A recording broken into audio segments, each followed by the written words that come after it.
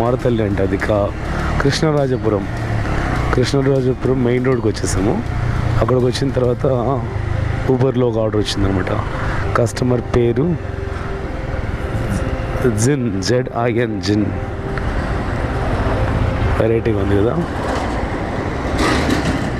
Night time చాలా జాగ్రత్తగా చూసుకొని వెళ్ళాలి. సైడ్ వ్యూ మిర్రర్స్లో తాగేసి టక్కని దూరేస్తుంటారు.